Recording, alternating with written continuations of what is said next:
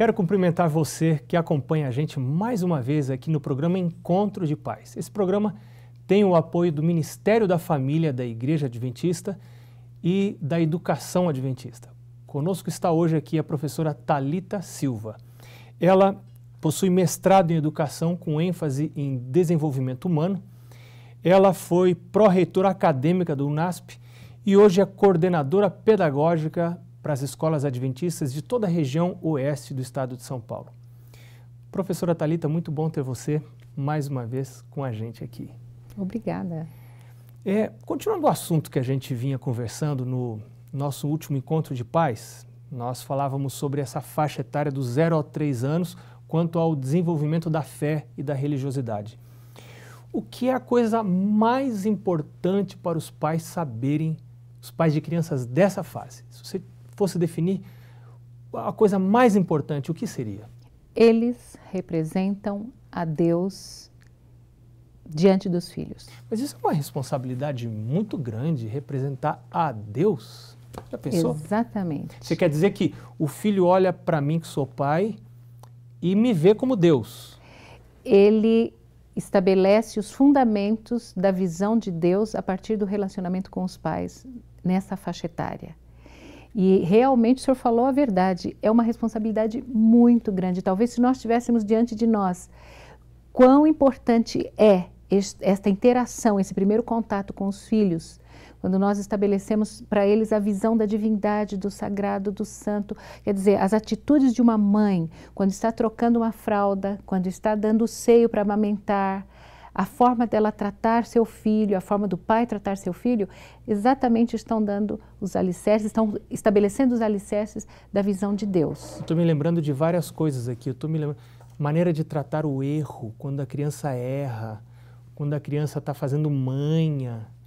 Nós adultos às vezes fazemos um pouquinho de manha também, né? E Deus nos trata. Se eu tenho paciência ou perco a paciência, eu estou representando a Deus. Se eu me altero, se eu corrijo com ira, eu estou representando a Deus. Essa é a visão que a criança terá de Deus. Exatamente. Eu quero citar um texto que a autora Dona Rabinit, neste livro lançado pela Casa Publicadora, apresenta logo nas primeiras páginas. Foi o texto que mais a impressionou quando ela se tornou mãe. Está no livro Desejado de Todas as Nações, mas eu quero citar porque este livro também tem orientações muito seguras para os pais. Ela diz que quando ela se deparou com esse texto, para ela foi um grande impacto, quando Ellen White diz que quando a mãe ensina os filhos a lhe obedecerem, porque a amam, está ensinando as primeiras lições da vida cristã. O amor da mãe ou do pai representa para a criança o amor de Cristo. Ou seja, não pode ser por medo a obediência. Por amor. Por amor. O amor da mãe representa o amor de Cristo. E os pequenos que confiam em sua mãe ou seu pai e lhe obedecem, estão aprendendo a confiar no Salvador e obedecer-lhe. Então, as primeiras lições da vida cristã se estabelece exatamente na relação dos filhos com os pais. Então, no programa passado, você nos disse que os pais precisam ensinar duas coisas para as crianças: amor a Deus e obediência a seus mandamentos. Então, me parece que essas duas coisas estão intimamente relacionadas. Amor e obediência, exatamente. Elas dependem uma da outra. Exatamente. E nós, pais, temos inclusive que aprender de Deus a forma correta de amar, porque em nome do amor nós podemos fazer muitas coisas equivocadas. Em nome do amor nós podemos superproteger, em nome do amor nós podemos evitar que os nossos filhos tenham experiências produtivas, corretas e saudáveis. Né? Em nome do amor nós podemos... É aquela mãe que ama e não deixa o adolescente comprar pão na padaria porque tem medo que ele seja assaltado, alguma coisa assim. Ou seja, coloca numa redoma irreal e impede que o filho cresça e se desenvolva. Isso em nome do amor. Seria mais ou menos isso? Exatamente. Então, eu diria assim, que o preparo para a maternidade, o preparo para a paternidade envolve realmente um estudo, um conhecimento do desenvolvimento humano. Nós temos que conhecer a natureza da criança, nós temos que conhecer a forma mais correta de ensinar-lhes as lições de obediência, as lições de serviço, né, de desprendimento, porque a criança nasce predominantemente egoísta, né? Natureza egoísta, egocêntrica. Então, todas essas lições que competem aos pais ensinarem, das virtudes cristãs, dos valores cristãos e morais, os pais têm que primeiro aprender e viver por si mesmo. Pois é, eu estava pensando que a gente tem que estudar a Bíblia profundamente para compreender o caráter de Deus, refletir o caráter de Deus na nossa vida, para que os filhos possam enxergar a Deus através de nós. Então, o ato de criação de filhos ajuda, inclusive, na minha salvação como pai, porque eu vou precisar refletir o caráter de Deus, não é isso? Exatamente. Bom, eu queria te perguntar mais uma coisinha. Você tem algum exemplo da Bíblia para dar para nós de algum exemplo de desenvolvimento da fé nesse período dos 0 a 3 anos? Tem algum exemplo bíblico aí, alguma história da Bíblia? Sim, pastor. Eu gostaria de compartilhar a história de Samuel.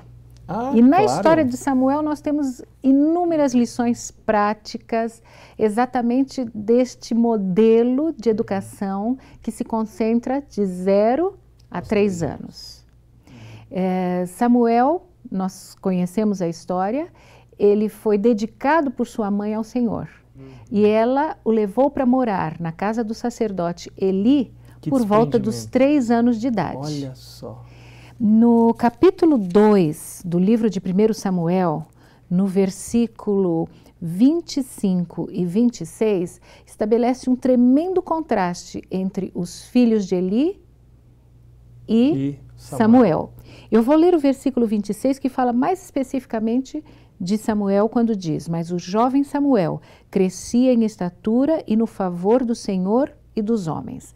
Então, Samuel foi aceito pelo Senhor, desenvolveu depois o seu ministério sacerdotal, mas a sua e não vida só o cristã, ministério sacerdotal, ele foi um profeta. Deus falou com ele em sonhos e visões, um privilégio muito grande.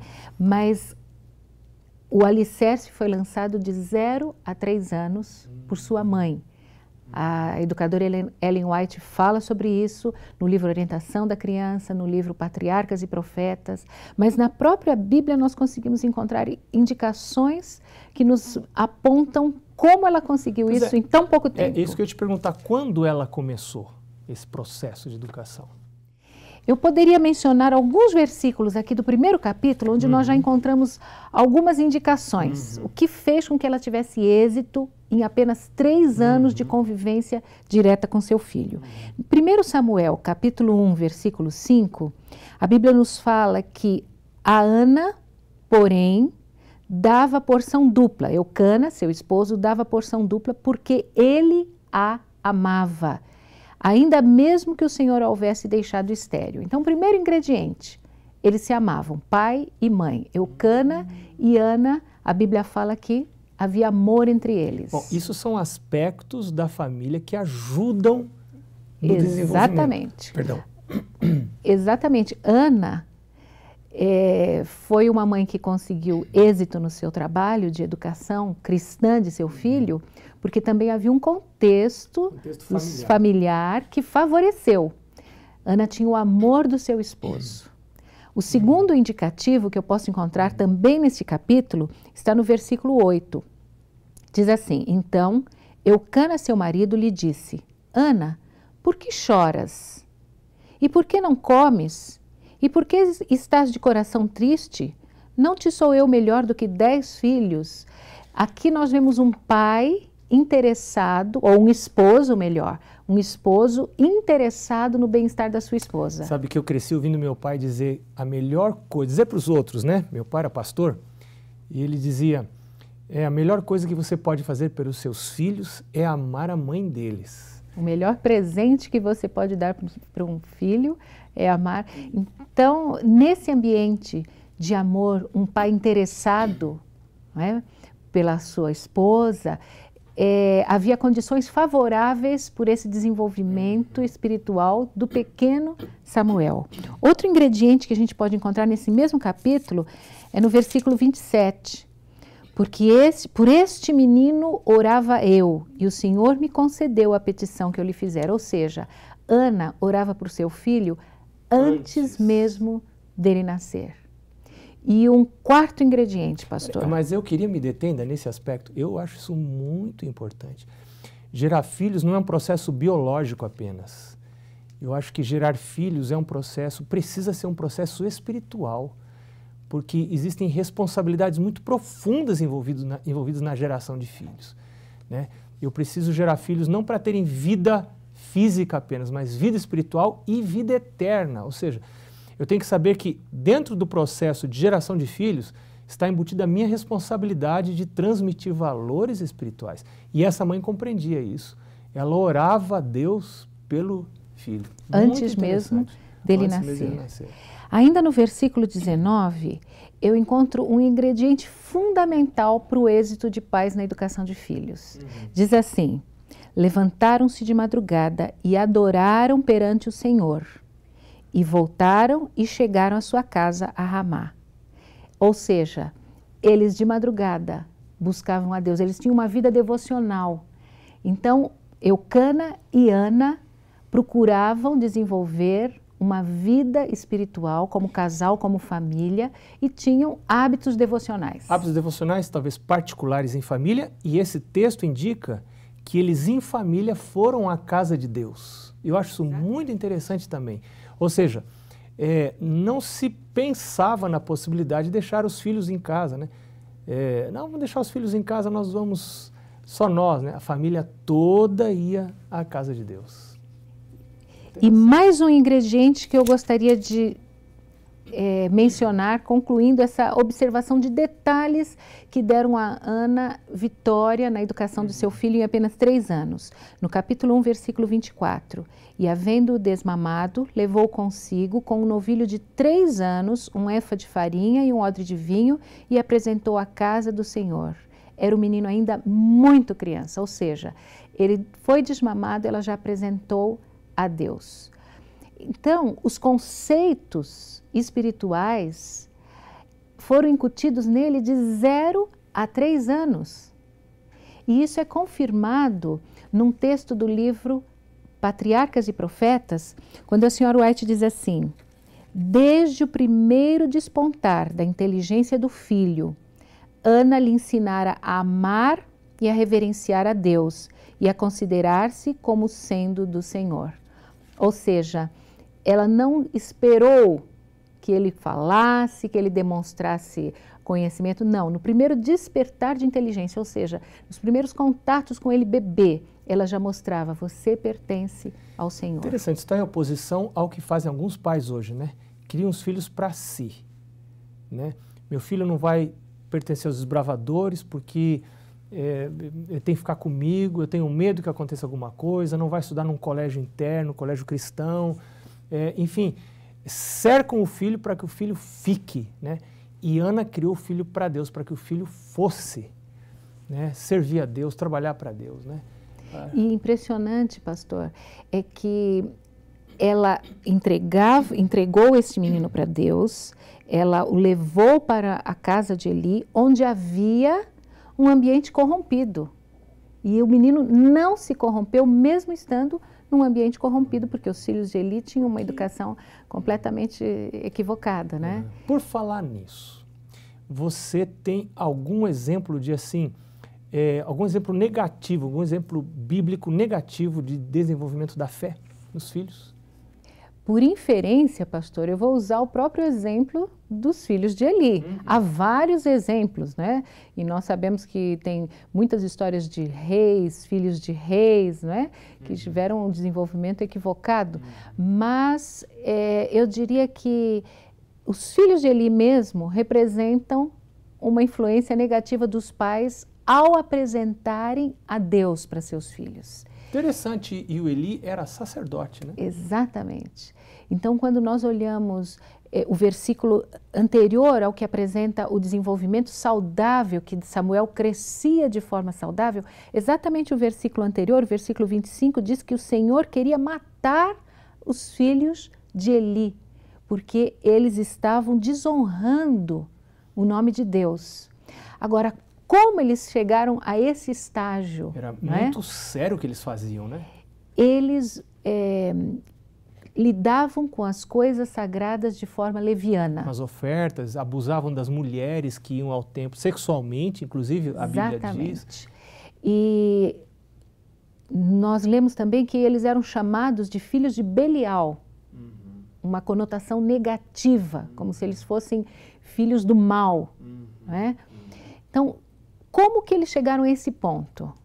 No livro Patriarcas e Profetas, Ellen White descreve, na página 578, que ele não dirigiu a sua casa de acordo com as regras de Deus para o governo da família. Aí vem a questão de obediência, a questão de limites. Seguiu o seu próprio juízo.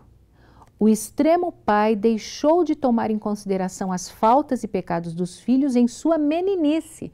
Então, eles chegaram a ser jovens dessa forma porque quando eram pequenos não foram corrigidos. O pai deixava fazer o que queria, não repreendia. E o pensamento de Eli, veja só, era de que quando eles fossem maiores, eles mudariam aquelas tendências, perderiam as más tendências. E muitos estão hoje a cometer o mesmo erro. Ah, ele é pequenininho, depois ele vai aprender, depois vai melhorar. E me impressiona também... Isso é coisa de criança, não vamos ser tão rígidos assim. Isso é uma rigidez descabida, né?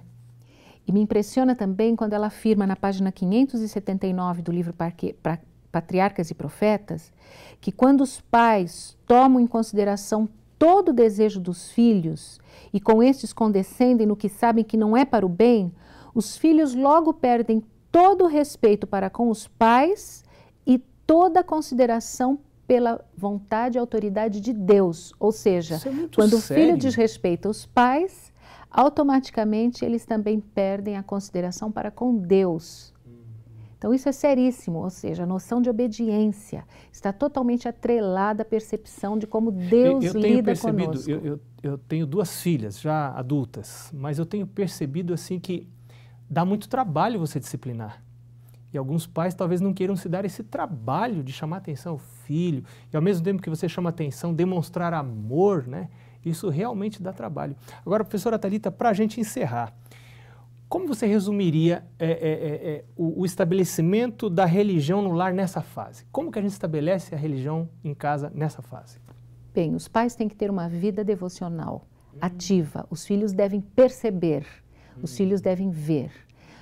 Os minutos de devoção em família. Os pais devem ter a devoção pessoal, individual, que os filhos vejam e percebam que os pais estão orando, estão lendo a Bíblia, e também em família. Eu diria que o culto em família com as crianças deve ser curto, objetivo, alegre, dinâmico, com participação das crianças, mas tem que ser... Historinhas bíblicas apropriadas para a idade delas, né? Rápido. Rápido, objetivo, mas constante. Não pode ser eventual. Todos os dias. A criança aprende por imitação, aprende por repetição, e nós temos que realmente, por palavras e ações, conseguir formar essa criança como um discípulo aos pés de Jesus. Água mole em pedra dura, tanto bate até que fura, né? Exatamente. Professora Thalita, muito obrigado pela sua presença aqui no programa Encontro de Pais. Mais uma vez, quero agradecer a você que está acompanhando a gente aqui nesse Encontro de Pais. E quero convidar você para o próximo programa, quando nós vamos analisar a segunda fase, a primeira infância, ainda o iniciozinho da primeira infância, da idade dos 3 a 5 anos. 3 a 5 anos. Vem com a gente no próximo encontro. Um abraço e até lá.